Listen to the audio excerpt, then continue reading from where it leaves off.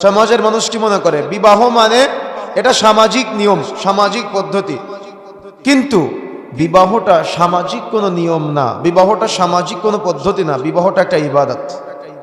কথা বুঝতে পেরেছেন? বিবাহটা কি বলেন তো, কথা বলেন, বিবাহটা কি?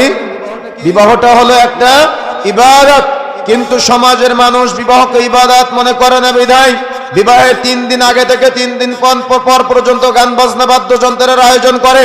সমাজের মানুষ বিবাহকে ইবাদত মনে করে না। বিধায় বিবাহের আগের দিন গোসলের নামে রং মাখামাখি, দেখা যাচ্ছে গোসলের আগে দেবর ভাবের অবাধ মেলামেশা চলে।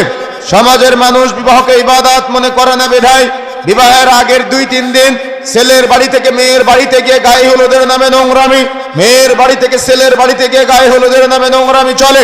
বিবাহকে মানুষ ইবাদত মনে করে না। বিধায় বিউটি পার্লার থেকে সাজুগুজু করে এসে বেপরদার রমরমা আয়োজন চলে বিবাহের মধ্যে। বিবাহকে মানুষ ইবাদত মনে করে না। বিধায় পুরা বিবাহটাই আজকে জাহালতে রূপান্তরিত হয়েছে। কেন? মানুষ আজকে বিবাহকে ইবাদত মনে করে না, কিন্তু বিবাহ একটা ইবাদত।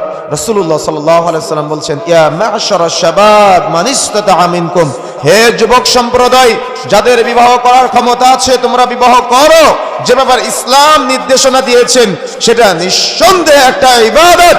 সালাতের ক্ষেত্রে যেমন আমরা বেদাতি পদ্ধতি বাদ দিয়ে সহিহ পদ্ধতির সালাতকে গ্রহণ করেছি, হজ্জের ক্ষেত্রে আমরা সহিহ পদ্ধতিতে হজ সম্পাদন করার চেষ্টা করি। রমজানের সিয়াম পালন করার ক্ষেত্রে যেমন সহিহ পদ্ধতিতে সমস্ত ইবাদত বন্দেগী করার চেষ্টা করি, দান সাদাকার ক্ষেত্রেও এবং অন্যান্য যাবতীয় ইবাদত বন্দেগীর ক্ষেত্রে যেমন আমরা সহিহ পদ্ধতি খুঁজে বের করার চেষ্টা করি, এই বিবাহ নামক ইবাদতটাও আমাকে আপনাকে সুন্নাত পদ্ধতি ঢেলে সাজাতে হবে। কথা বুঝেন নাই? কথা বুঝতে পেরেছেন?